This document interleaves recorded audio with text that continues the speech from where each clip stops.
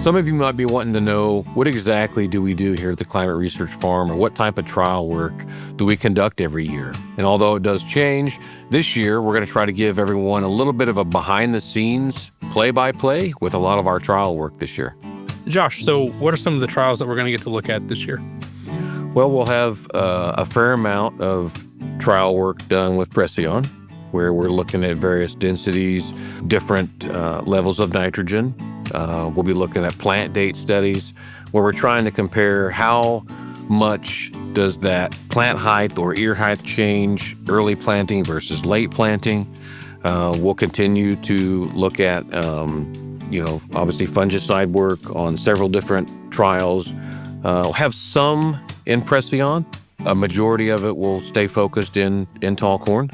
We'll do the trial this year with where we're trying to collaborate everyone and looking at the scripting tool. We still do have some side-by-side work. We're doing some Preceon model validation work. We're doing some gin-style trials again this year with Preceon, which would be the first for us, whereas in the past we've always used tall corn or conventional hybrids for that. We're also doing a fair amount of regenerative ag work, where we're looking at different cover crops, planted in corn and soy. And we'll continue to follow the lifespan of our long-term sustainability trial too.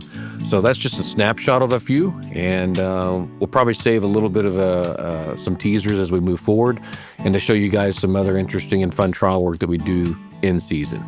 That sounds great. I'm really looking forward to having an over-the-shoulder look of what goes on here at the Climate Research Farm. Yeah, it'll be a lot of fun, something we haven't done, and I think it'll bring a lot of insight to a lot of people what we do here. Absolutely. And how valuable it can be.